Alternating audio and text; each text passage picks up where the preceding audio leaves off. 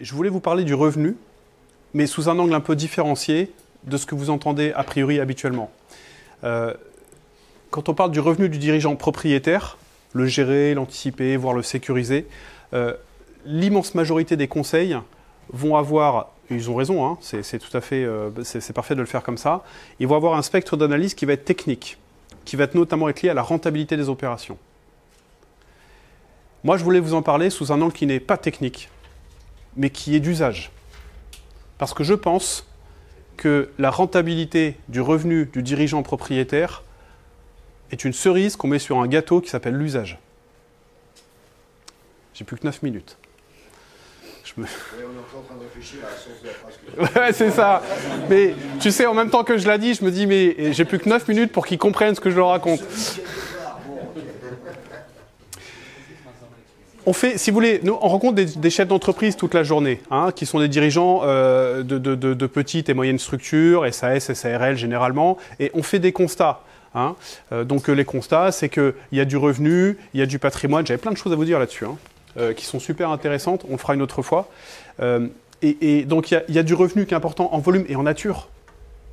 Vous avez accès à beaucoup plus de nature potentiellement de revenus que moi qui suis salarié d'H2R La Mondiale, vous voyez. Il y a des patrimoines qui sont importants en volume, mais aussi en nature. Vous avez juste une masse patrimoniale de plus que les autres. On va quand même le regarder rapidement après.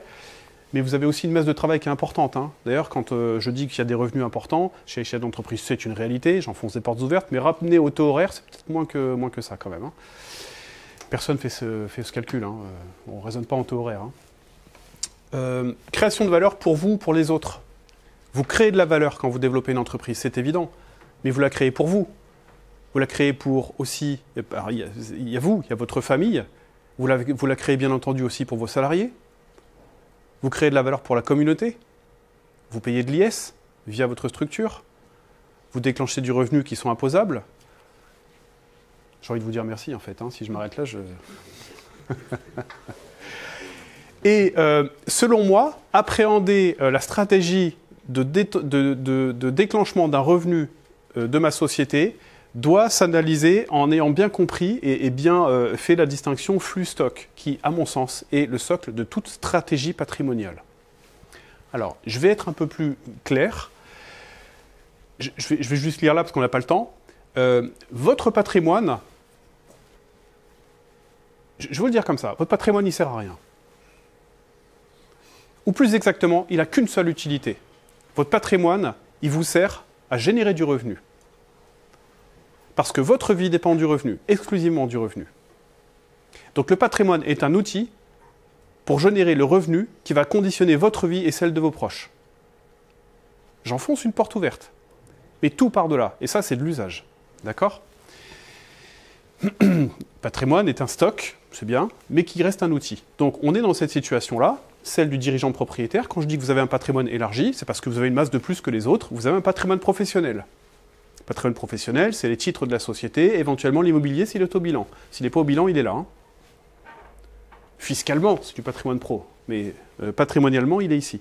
Et vous avez une troisième masse, patrimoine social, qui, parfois, peut être la plus importante, notamment quand on est au début de sa vie d'entrepreneur. Le patrimoine social, c'est un droit à revenu qui a une particularité, c'est qu'il se déclenche s'il se produit un risque de la vie.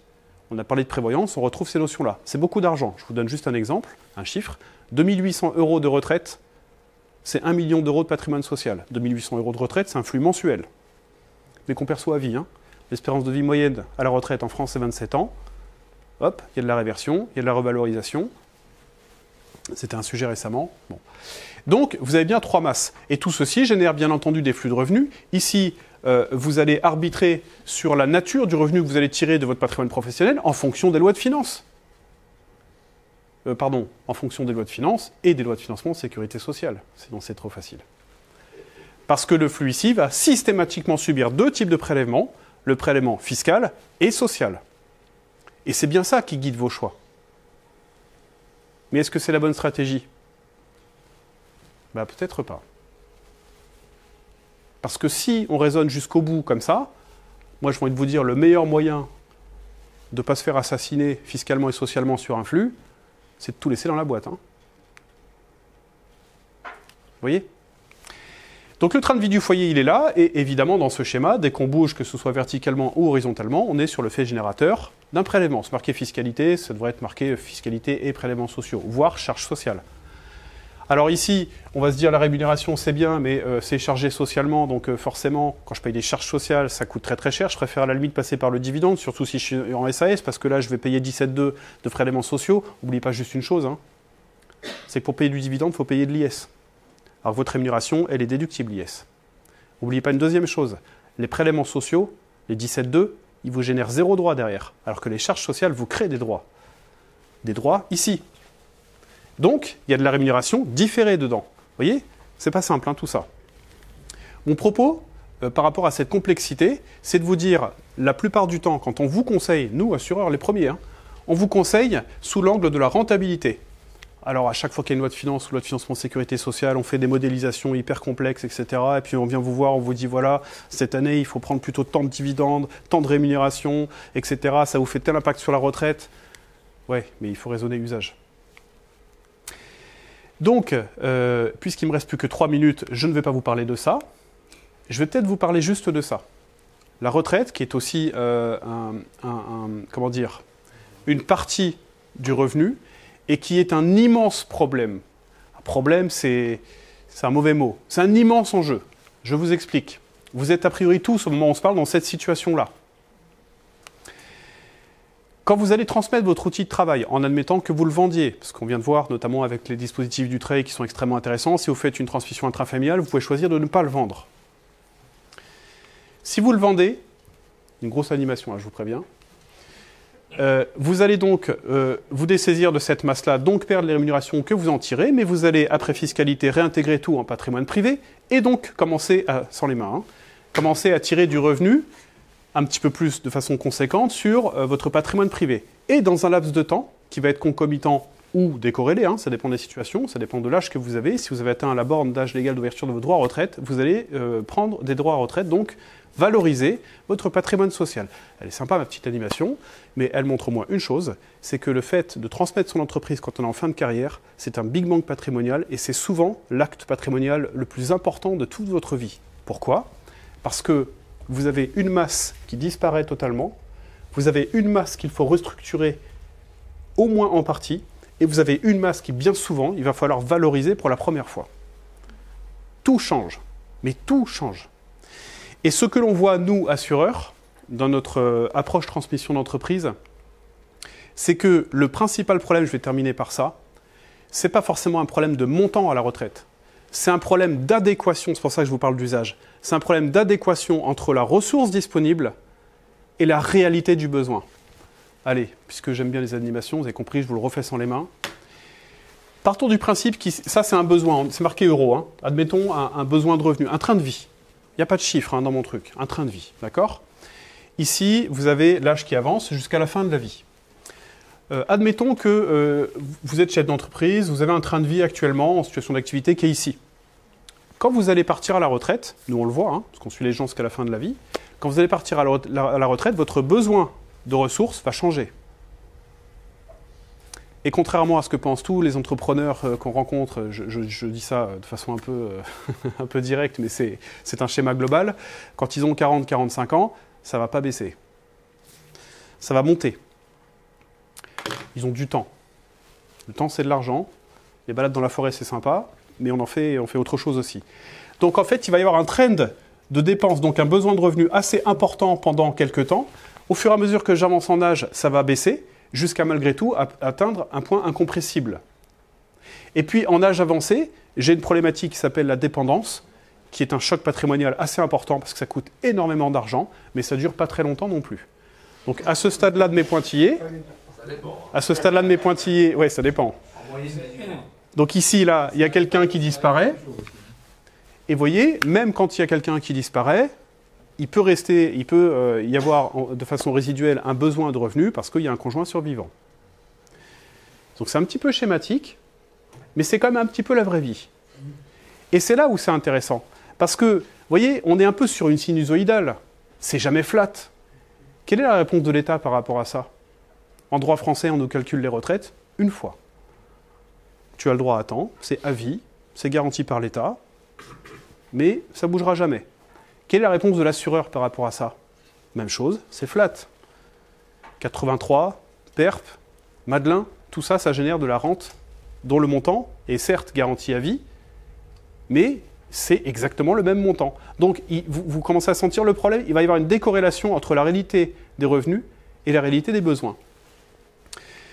Les gens ont souvent des revenus fonciers, issus du patrimoine privé, qui existent alors qu'on est en activité professionnelle. Ici, on matérialise une fin d'emprunt, en général, ça vient avant. Hein.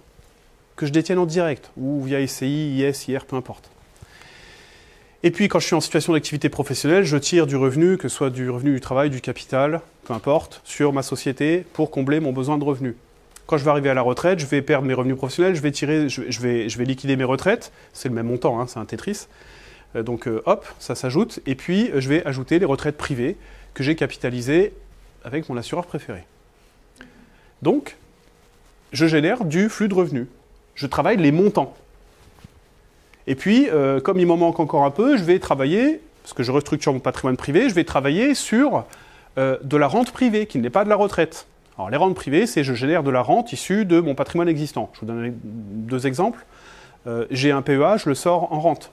Rente défiscalisée, c'est intéressant le PEA pour ça, par exemple. Je sais pas moi, j'ai un capital, je veux augmenter mes revenus garantis à vie, je fais de la rente viagère immédiate.